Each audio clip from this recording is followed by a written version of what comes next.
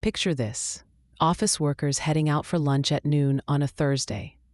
Do you think the 4-day workweek is really here for everyone? Or are we just seeing the early signs of something bigger? It's May 20th, 2025. Let's jump right in. 4-day work weeks, new protections for workers. Why are we seeing so many changes to labor laws all of a sudden? The shift is pretty global right now. The UK just finished what's been called the world's largest 4-day week trial. Over 60 companies, nearly 3,000 workers involved. Almost everyone says they want to keep the shorter week. Companies are reporting less burnout, fewer sick days, and even revenue growth. Given those results, why wouldn't they? The numbers are hard to ignore. Surveys from that trial say 90% of workers want to stick with the new schedule.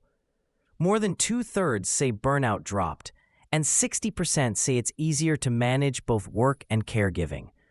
Do you think people's expectations from their jobs are changing? Yes, significantly. Job satisfaction is up, and so is loyalty. Staff turnover actually dropped by 57%. Sick days went down by 65%. People are now choosing jobs that offer flexibility and focus on well-being instead of just long hours or being seen at the office.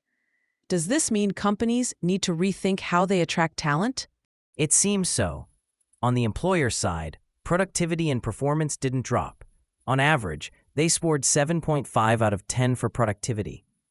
The overall experience rating for the 4-day week was even higher, 8.5 out of 10. Revenue was up 35%. But is there a downside? Are there industries where this just isn't working? Some sectors have seen more benefits than others. Knowledge-based industries, think tech, creative, and professional services, they've really thrived. These jobs care about results, not just clocking hours. But for areas like healthcare, manufacturing, or emergency services, it's harder. Those roles need people on the job around the clock. So, can these changes be adopted everywhere, or will some sectors always be behind? That's exactly it.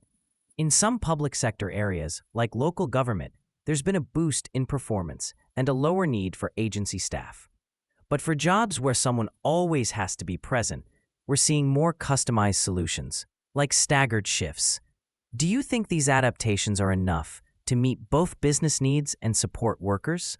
It's still developing. Some organizations are trying partial 4-day weeks or flexible patterns. But maybe let's look outside the UK for a second. Australia, for instance, just introduced the right to disconnect.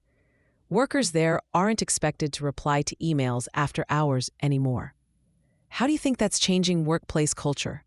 It's a big shift. Since August last year, Australian employers have to respect off hours. Contracts are being rewritten, and managers are going through new training. Is there much resistance to this, or are most people on board?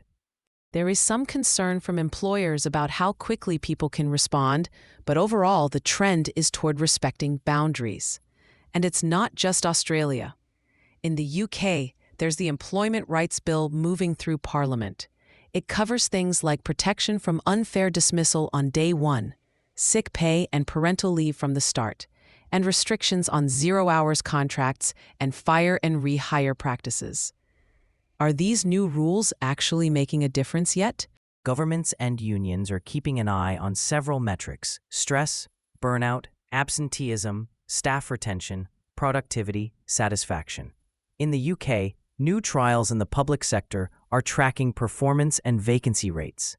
In Australia, there are legislative reviews that collect input from both managers and workers.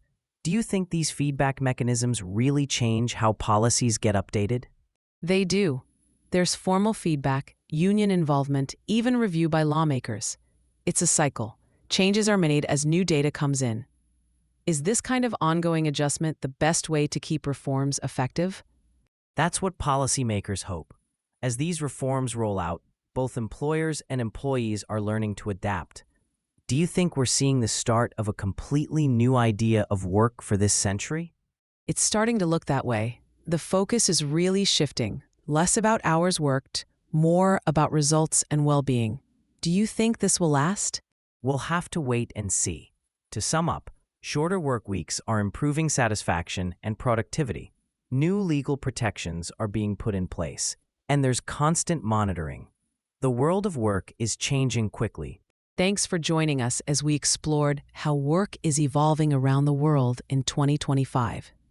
Thank you for listening. This episode was brought to you by mynews.studio. You can try it out for free.